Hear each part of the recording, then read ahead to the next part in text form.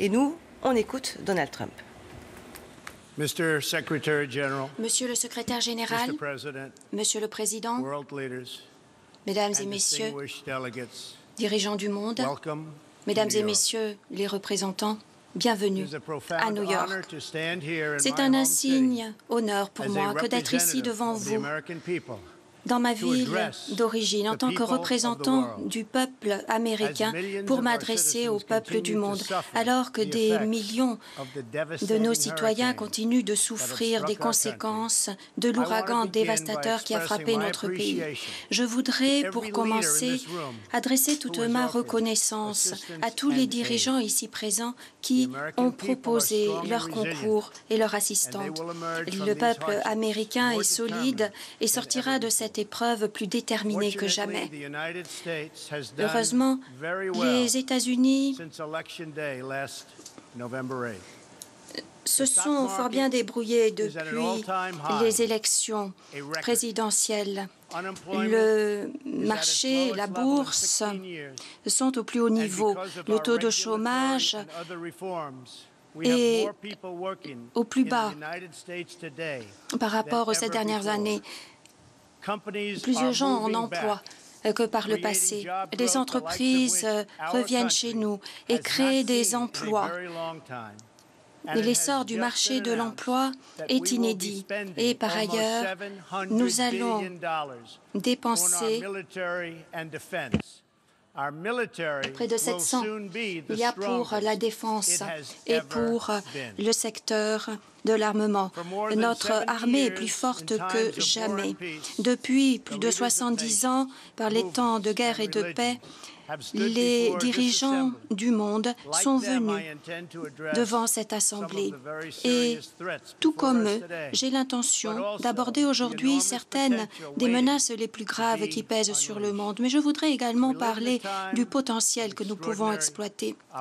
Nous vivons à une époque où les perspectives d'avenir sont considérables. Les percées dans le domaine de la science et de la médecine permettent de guérir des maladies et de régler des problèmes que les générations passées ne pensaient pas pouvoir résoudre. Chaque jour, toutefois, est marqué par l'apparition de nouveaux dangers qui compromettent tout ce que nous considérons pour acquis. Les terroristes, les extrémistes ont propagé la peur dans toutes les régions de la planète. Des régimes voyous appuient la terreur et menacent également d'autres nations et leur propre population avec les armes les plus destructrices que connaisse l'humanité. L'autorité, les pouvoirs autoritaires essaient de détruire les valeurs, les systèmes, les alliances qui ont permis d'éviter les conflits et qui ont permis de faire avancer le monde vers la paix depuis la Deuxième Guerre mondiale. Ces principes qui nous ont permis de basculer vers la paix. Les trafics de drogue, la traite de personnes, les migrations forcées menacent nos frontières et de nouvelles sortes d'agressions exploitent la technologie pour faire mal à nos citoyens.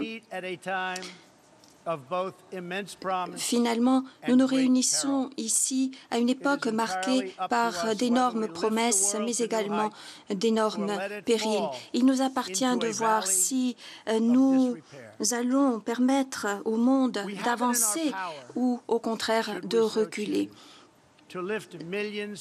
C'est à nous de décider. Nous pouvons extirper de la pauvreté des millions d'individus. Nous pouvons aider nos populations à réaliser leurs rêves. Nous pouvons veiller à ce que les nouvelles générations d'enfants vivent à l'abri de la violence, de la haine et de la peur. Les Nations unies ont été créées à la suite de 2 guerres mondiales afin d'essayer de façonner un avenir meilleur. C'est une organisation qui a été créée en partant du principe que les diverses nations du monde pouvaient coopérer pour se protéger, pour préserver la sécurité et pour promouvoir la prospérité. Et c'est dans ce même esprit qu'il y a 70 ans exactement que les États-Unis ont lancé le plan Marshall pour essayer de reconstruire l'Europe. Ces 3 piliers remarquables sont les piliers de la paix, de la souveraineté, de la sécurité, la prospérité. Le plan Marshall a été lancé en se fondant sur l'idée selon laquelle le monde est plus sûr si les nations sont fortes, indépendantes et libres. Ainsi que le président Truman l'a dit lors de son intervention devant le Congrès à l'époque, le soutien que nous apportons au relèvement de l'Europe correspond entièrement au soutien que nous apportons aux Nations unies. Le succès des Nations unies dépend de la force indépendante de chaque membre. Afin d'enrayer les périls de l'heure actuelle, afin de profiter des promesses de l'avenir, nous devons nous fonder sur la sagesse du passé. Notre succès dépend d'une coalition de nations fortes et indépendantes qui chérissent leur souveraineté pour promouvoir la sécurité, la prospérité et la paix pour elles-mêmes et pour le monde entier. Nous ne nous attendons pas à ce que les différents pays partagent les mêmes cultures, les mêmes traditions, voire même les mêmes systèmes de gouvernement, mais nous nous attendons à ce que toutes les nations respectent ces deux devoirs fondamentaux, qu'elles respectent l'intérêt de leur propre peuple et les droits de toute autre nation souveraine. C'est là le dessein merveilleux de cette institution, et c'est là la base de la coopération et du succès.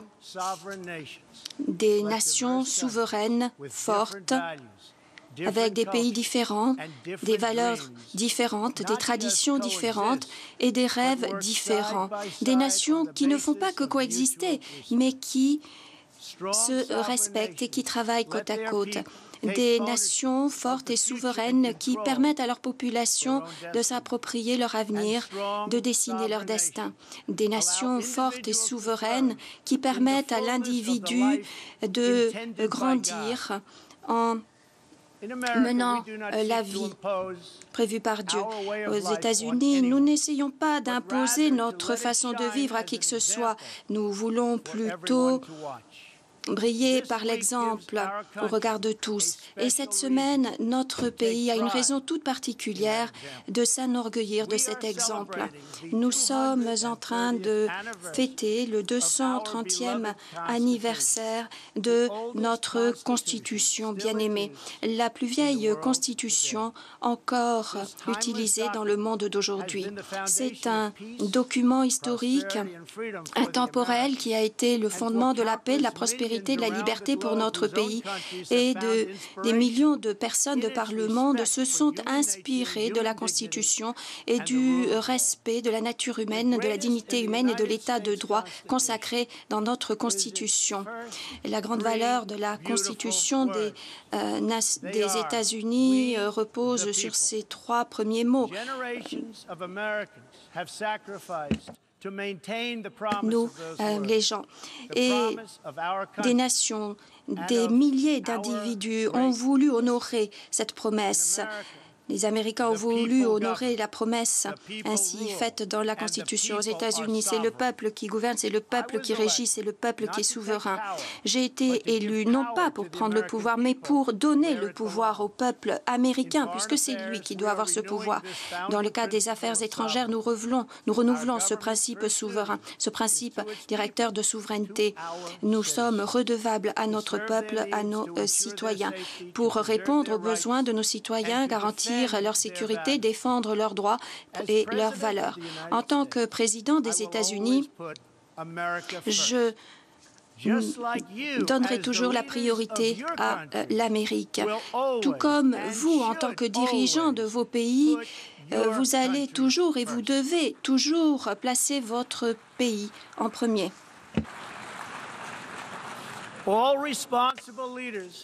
Tous les dirigeants responsables ont pour obligation de servir les propres citoyens, et l'État-nation reste le meilleur vecteur pour élever la condition humaine.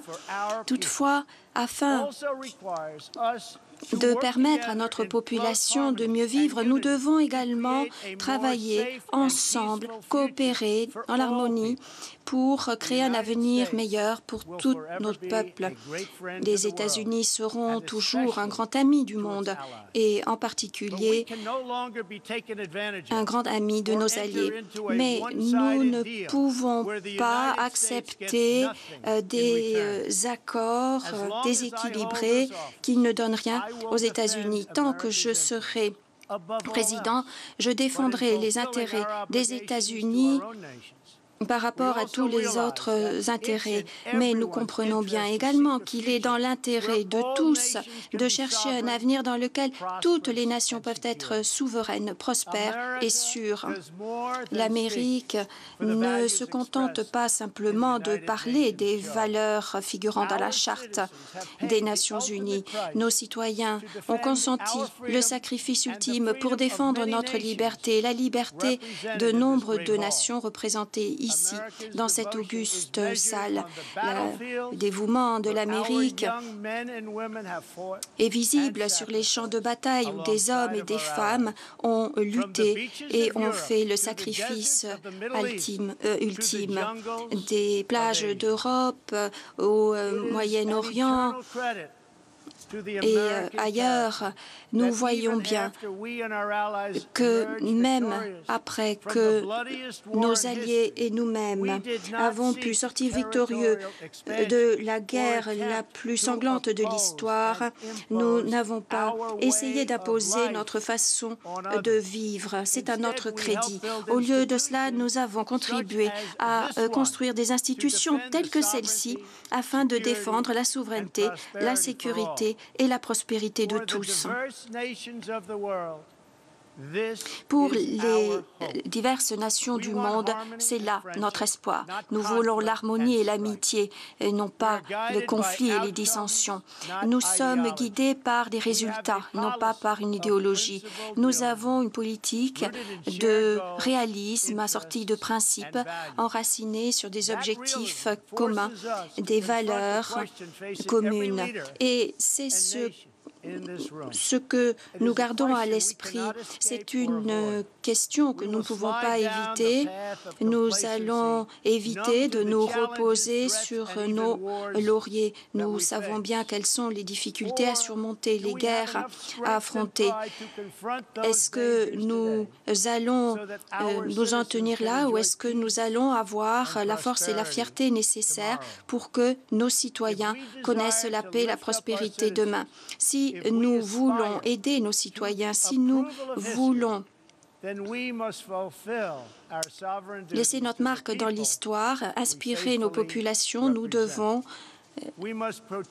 assumer nos devoirs et répondre aux espérances de notre population. Nous devons protéger l'intérêt de nos populations et leur avenir. Nous devons rejeter toute attaque à la souveraineté de l'Ukraine, à la mer de Chine du Sud. Nous devons respecter et faire respecter le droit, les frontières et les cultures et l'engagement pacifique que cela permet. Et de la même façon que les fondateurs des Nations Unies, nous devons œuvrer de concert et nous devons affronter de concert ceux qui veulent semer la discorde et la terreur. Un petit groupe de régimes voyous aujourd'hui viole tous les principes sur lesquels sont fondées les Nations Unies. Ils ne respectent ni leurs propres citoyens, ni les droits souverains de leur pays. Si les nombreuses nations vertueuses ne s'attaquent pas aux rares États voyous, nous n'avancerons pas. Les forces de la destruction ne risquent que de grandir et de devenir de plus en plus fortes si nous n'agissons pas. Nous devons tenir compte du bien-être de nos populations, faute de quoi nous aurons des problèmes. Je pense au régime dépravé de Corée du Nord. Il est responsable de la famine et de la mort de millions d'habitants de la Corée du Nord. Il est responsable de la torture, de l'oppression de millions de personnes. Nous attaquerons toujours aux violations des droits de l'homme. Un étudiant américain innocent est rentré aux États-Unis après avoir été torturé et il est mort quelques jours plus tard. Nous avons vu également qu'il y a eu l'assassinat de frères du dictateur en utilisant des agents neurotoxiques dans un aéroport international. Nous savons qu'une fillette de 13 ans a été kidnappée sur une plage dans son propre pays pour devenir une esclave et pour être utilisée par des espions. Comme si cela ne suffisait pas, maintenant, la poursuite effrénée d'armes nucléaires et de missiles par la Corée du Nord risque de menacer des vies. Il est vraiment scandaleux de voir que certaines nations font commerce avec ce régime, mais l'aident également à acquérir des armes qui mettent en péril le monde. Aucune nation sur Terre n'a intérêt à ce que cette bande de criminels acquiert des missiles et l'arme nucléaire. Les États-Unis sont très forts et très patients, mais si nous sommes obligés de nous défendre, de défendre nos alliés, nous n'aurons pas d'autre solution que de détruire complètement la Corée du Nord. L'homme fusée est lancé dans une mission suicidaire pour lui-même et pour son régime. Les États-Unis sont prêts, sont disposés, sont capables, mais nous espérons que cela ne sera pas nécessaire. Et c'est pour cela que les Nations unies sont là. Voyons ce que pourront faire les Nations unies. L'heure est venue pour la Corée du Nord de bien comprendre que la dénucléarisation constitue son seul avenir acceptable. Le Conseil de sécurité des Nations unies a récemment adopté des résolutions à l'unanimité, des résolutions robustes à l'encontre de la Corée du Nord. Et je voudrais remercier la Chine et la Russie d'avoir voté pour ces résolutions imposant des sanctions. Et je remercie également tous les autres membres du Conseil de sécurité.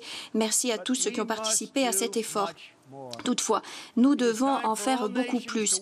L'heure est venue pour toutes les nations d'œuvrer de concert, d'isoler le régime de Kim jusqu'à ce qu'il cesse d'afficher cette attitude hostile. Nous devons prendre des décisions non seulement pour la Corée du Nord. L'heure est vraiment venue pour les nations du monde d'affronter un autre régime imprudent qui parle très clairement de destruction d'Israël, qui dit mort à l'Amérique, qui parle de destruction et qui risque de mettre à mal de très nombreuses nations du monde. Le gouvernement iranien cache une dictature sous les faux atours de la démocratie.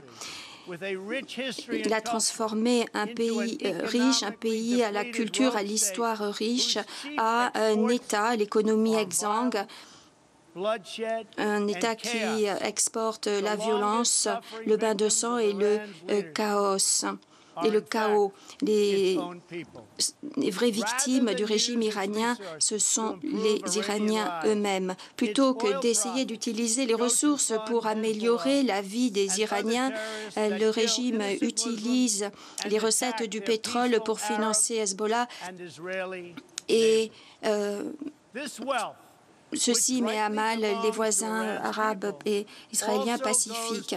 Et par ailleurs, je voudrais également évoquer Bachar el-Assad et sa dictature. Je voudrais également parler de la guerre civile au Yémen.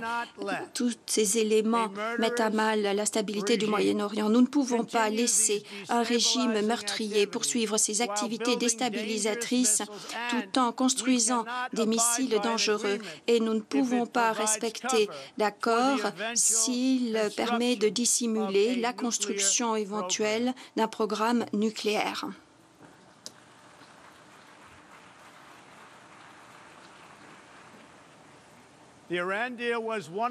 L'accord sur l'Iran était une des transactions les pires et les plus partiales de l'histoire pour les États-Unis d'Amérique. Franchement, cet accord constitue un embarras pour les États-Unis et je crois que nous n'avons pas fini d'en entendre parler, croyez-moi. L'heure est venue pour le monde entier de s'unir à nous pour exiger du gouvernement iranien qu'il cesse de semer la mort et la destruction. Il est temps de faire comprendre que le régime doit libérer les personnes arrêtées injustement et surtout le gouvernement iranien doit cesser de promouvoir le terrorisme. Il doit sauvegarder sa population et les droits des pays voisins. Nous comprenons bien que le bon peuple iranien veut le changement et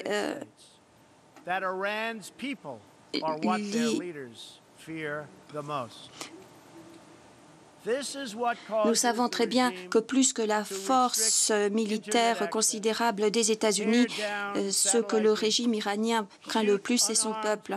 On ne peut pas tirer sur des manifestants armés. On ne peut pas emprisonner des militants. Les régimes qui misent sur l'oppression ne sont pas éternels. À un moment donné, ils vont se retrouver face à un tournant. Est-ce qu'ils vont continuer sur la voie du bain de sang et de la terreur ou bien est-ce que le peuple iranien va retrouver les fières racines de son histoire? C'était un berceau de la civilisation. Est-ce que ce sera à nouveau un pays où les gens peuvent vivre heureux? Le régime iranien appuie la terreur et ceci contraste avec l'engagement récent de nombre de ses voisins pour lutter contre le terrorisme et tarir ses sources de financement. En Arabie saoudite, l'an dernier, j'ai été très honorée de m'adresser aux dirigeants de plus de 50 pays arabes et musulmans. Nous sommes convenus que toute nation responsable doit conjuguer ses efforts avec celles des autres nations pour lutter contre le terrorisme et l'extrémisme violent. Nous allons mettre un terme au terrorisme islamique radical parce que nous ne pouvons pas le laisser déchirer nos nations et de fait déchirer le monde entier. Nous devons empêcher les terroristes d'avoir un sanctuaire, d'avoir des ressources. Nous devons éviter qu'ils aient tout soutien pour semer leur idéologie sordide. Nous devons les chasser de nos pays. L'heure est venue de faire en sorte que les pays qui sont les suppôts du terrorisme, qui financent des groupes tels que Al-Qaïda, le Hezbollah, les talibans et autres, aient des comptes à rendre. Les États-Unis et leurs alliés œuvrent de concert dans tout le Moyen-Orient afin d'écraser les terroristes, ces perdants, et nous nous attachons à éviter qu'apparaissent des sanctuaires qui sont utilisés pour ensuite lancer des attaques sur nos populations. Le mois dernier, j'ai annoncé une nouvelle stratégie de victoire pour réduire à néant ce mal en Afghanistan.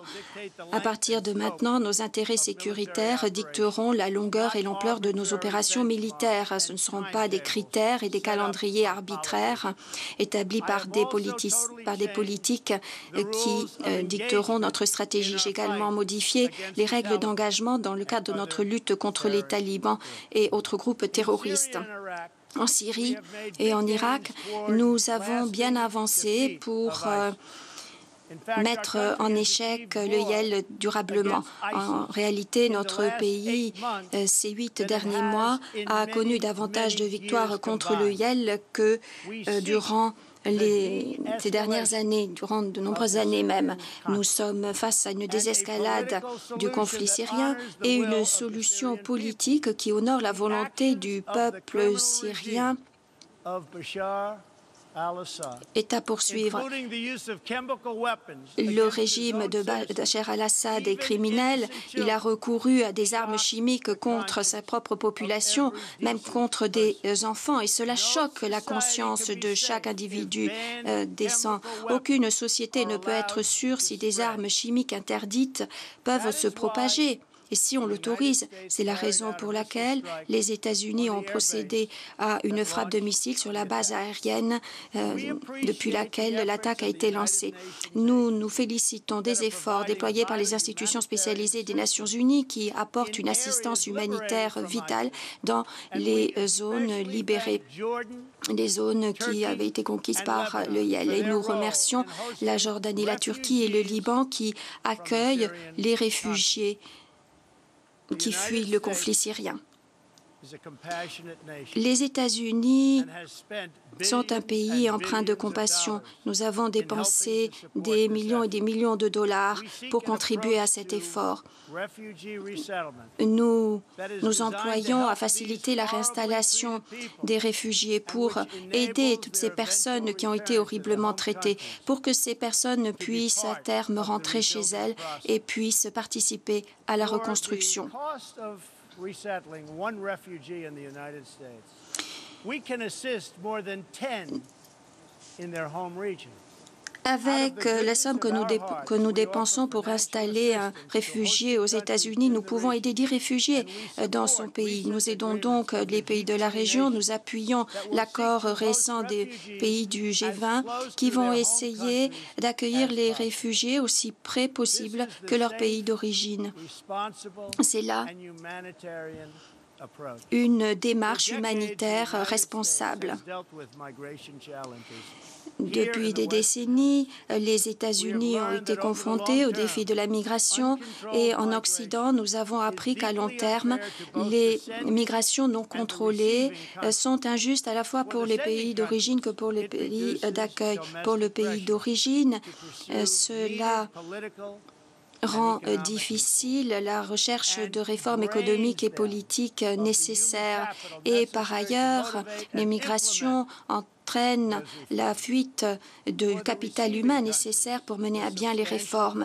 Quant au pays d'accueil, il est face à un coût, le coût de la migration, qui est assumé essentiellement par des citoyens à faible revenu dont les préoccupations sont souvent ignorées à dessein par les médias et les gouvernements. Je voudrais saluer le rôle des Nations Unies qui essaient de s'attaquer aux problèmes qui conduisent les migrants sur les routes. Les Nations Unies et l'Union africaine ont mené des opérations de maintien de paix qui ont eu une contribution considérable pour stabiliser les conflits en Afrique. Les États-Unis continuent d'être sur le devant de la scène en matière d'assistance humanitaire, y compris dans le cas des secours et de la prévention de la famine au Soudan du Sud, en Somalie, au Yémen et dans le nord du Nigeria. Nous avons investi pour offrir une meilleure santé aux populations du monde avec différents programmes tels que PEPFAR qui a permis d'aider les personnes atteintes du sida. Nous avons également eu l'initiative contre le paludisme. Nous avons aussi lancé une initiative pour mettre un terme à l'esclavage moderne. Nous avons des initiatives pour les femmes entrepreneurs. Tout ceci témoigne bien de notre engagement pour autonomiser les femmes partout dans le monde.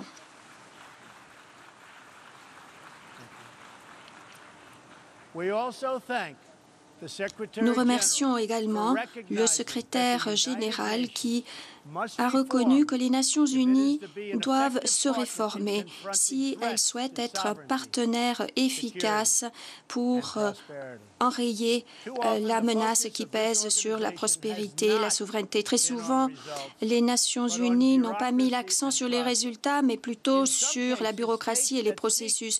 Dans certains cas, les États qui cherchent à compromettre les nobles objectifs de cette institution ont pris en otage un système qui essaie au contraire de les aider. Par exemple, c'est une cause d'embarras considérable pour les Nations Unies que de voir que des gouvernements qui violent ostensiblement les droits de l'homme siège au Conseil des droits de l'homme. Les Nations Unies,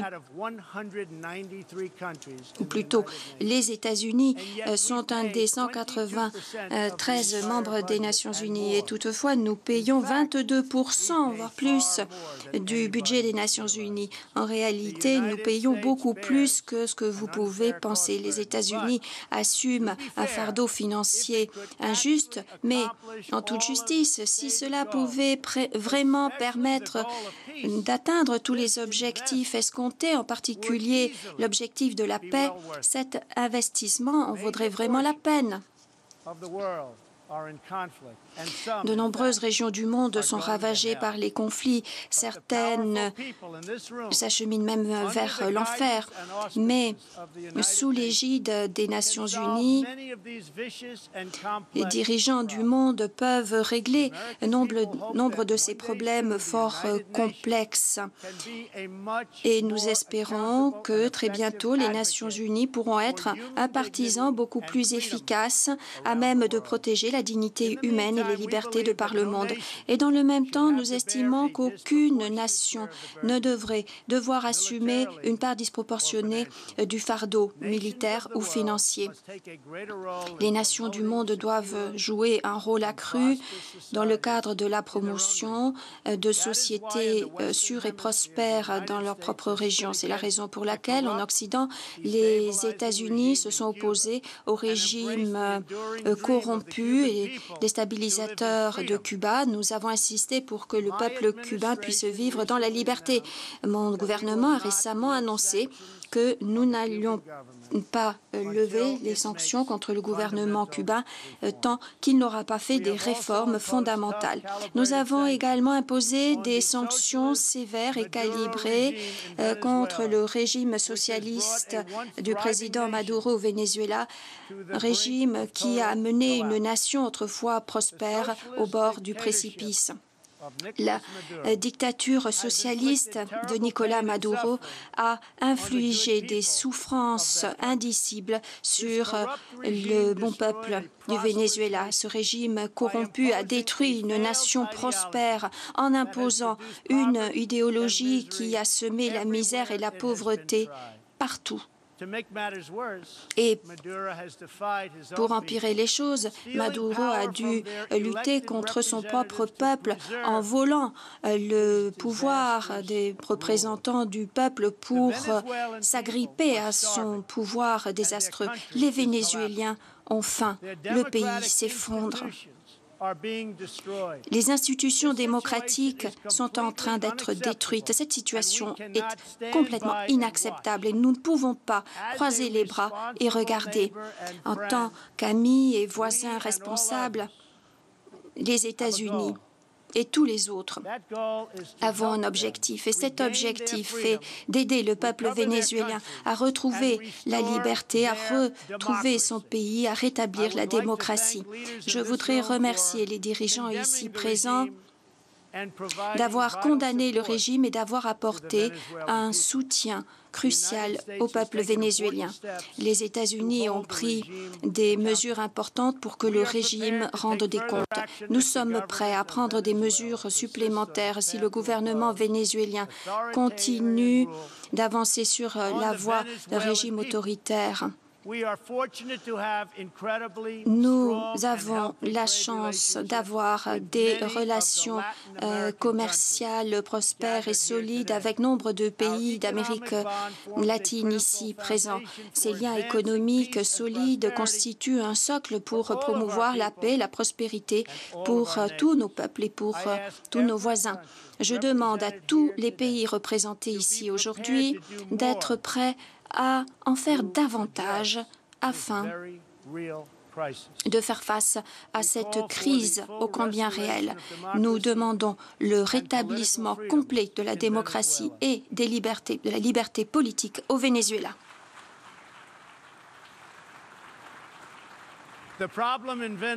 Le problème au Venezuela n'est pas que le socialisme a été mal mis en œuvre, mais que le socialisme a été mis en œuvre fidèlement.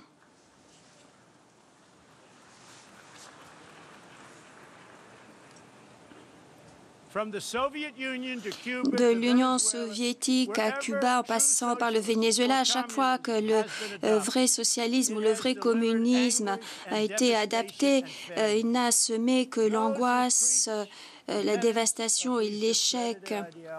Ceux qui prônent cette idéologie discréditée ne font que contribuer à la souffrance des populations qui vivent avec ces systèmes cruels. Les États-Unis sont aux côtés de tous ceux qui vivent sous un régime brutal. Notre respect de la souveraineté est également un appel à l'action. Chacun mérite un gouvernement protégeant la sécurité, les intérêts personnels, le bien-être, y compris la prospérité. Aux États-Unis, nous essayons de resserrer les liens commerciaux et économiques avec toutes les nations de bonne volonté. Mais ces échanges commerciaux doivent être justes et ils doivent être réciproques.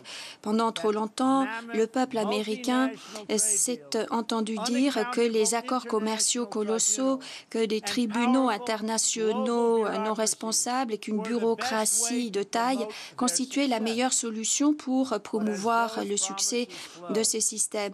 Mais ces promesses ont été réduites à néant, des millions d'emplois ont disparu et des millions d'entreprises ont fermé la porte. Nombreux sont ceux qui ont enfreint les règles et notre formidable classe moyenne, qui était autrefois la toile de fond de la prospérité américaine, a été oubliée. Elle a été laissée pour compte, mais elle n'est plus oubliée et elle ne sera plus jamais oubliée. L'Amérique poursuivra sur la voie de la coopération et du commerce avec les autres pays, mais nous renouvelons notre attachement au premier devoir de tout gouvernement, c'est-à-dire notre devoir vis-à-vis de nos citoyens. C'est là la source de la force de l'Amérique et de tout pays responsable représenté ici. Si cette organisation veut relever le défi auquel nous sommes confrontés, il faudra, comme l'a dit le président Truman il y a 70 ans, que l'on tienne compte de la force indépendante de chaque membre. Cela dépendra de cette force, de la force de chaque membre. Et si nous œuvrons de concert, il n'y aura rien qui pourra remplacer une nation solide, forte, souveraine, indépendante. Des nations qui sont ancrées dans l'histoire et investies dans leur destinée. Des pays qui cherchent des alliés pour se faire des amis et non pas des ennemis. Et surtout, et c'est encore plus important, des pays qui accueillent des patriotes, des hommes et des femmes qui sont prêts à consentir le sacrifice pour leur pays, pour leurs concitoyens et pour promouvoir tout ce qu'il y a de meilleur dans l'esprit humain. En nous rappelant de la victoire qui a entraîné la fondation de cette organisation, nous ne devons pas oublier tous ceux qui ont lutté contre le mal, tous ceux qui ont lutté contre le mal, lutté pour les nations qu'ils aimaient. C'est le patriotisme qui a mené les Polonais à lutter pour sauver la Pologne, qui a amené les Français à sauver la France, les Britanniques à lutter pour leur pays. Aujourd'hui, nous ne devons pas oublier nos nations. Si nous ne construisons pas des familles solides, des sociétés sûres, si nous ne le faisons pas nous-mêmes, personne ne pourra le faire pour nous. Nous ne pouvons pas attendre que quelqu'un d'autre le fasse. Nous ne pouvons pas attendre qu'un pays lointain ou des bureaucraties lointaines le fassent à notre place. Non, nous devons régler nos propres problèmes pour établir notre prospérité, pour assurer notre avenir. Un avenir dans lequel nous arriverons à agir. Beaucoup sont ceux qui espèrent un avenir meilleur pour eux-mêmes et pour leurs enfants. Et la question qui se pose est de savoir si nous sommes tous des patriotes. Est-ce que nous aimons suffisamment notre pays pour protéger notre souveraineté, pour nous approprier cet avenir? Est-ce que nous vénérons suffisamment notre peuple pour préserver préserver ses intérêts, préserver sa culture et assurer un monde en paix pour nos citoyens. Un des patriotes américains les plus connus, John Adams, a écrit que la révolution américaine a eu lieu avant le début de la guerre. La révolution existait déjà dans le cœur et dans les esprits du peuple. C'est à ce moment-là que l'Amérique s'est réveillée, lorsque les habitants de notre pays ont compris qu'ils constituaient une nation. Ils ont compris qui ils étaient, ils ont compris quelles étaient leurs valeurs et ce qu'ils étaient prêts à donner, y compris leur vie pour se défendre. Et dès le départ, donc, l'histoire américaine est l'histoire du possible. C'est l'histoire qui montre ce qu'il est possible de faire lorsque l'individu prend en main les rênes de son avenir. L'Amérique a été une force du bien dans l'histoire du monde. Nous avons été les plus grands défenseurs de la souveraineté, de la sécurité et de la prospérité pour tous. Aujourd'hui, nous demandons un grand réveil des nations. Nous demandons à ce que l'esprit, le peuple, la fierté, le patriotisme se réveillent. L'histoire nous demande si nous sommes à la hauteur de la tâche. Et pour répondre, nous allons devoir faire montre une nouvelle fois de bonne volonté. Nous allons devoir raviver l'espoir et montrer une nouvelle fois notre détermination. Nous devons réduire en échec les ennemis de l'humanité. Nous devons débloquer le potentiel offert par la vie elle-même. Nous espérons que le monde sera un monde de nations fières et indépendantes qui assument leurs devoirs, qui recherchent l'amitié, qui respectent autrui et qui font cause commune dans l'intérêt suprême de tous, un intérêt partagé. Des nations qui recherchent la paix pour les peuples de cette merveilleuse planète. Voilà le véritable projet fédérateur des États-Unis. C'est le souhait de nos populations et c'est le désir profond de chaque âme sacrée. Que ce soit donc notre mission, que ce soit là le message que nous transmettons au monde. Nous allons lutter de concert, nous allons nous sacrifier de concert et nous allons être côte à côte au service de la paix, de la liberté, de la justice, des familles, de l'humanité et de Dieu Tout-Puissant qui nous a tous créés. Je vous remercie. Que Dieu vous bénisse, que Dieu bénisse les nations du monde et que Dieu bénisse les États-Unis d'Amérique. Je vous remercie.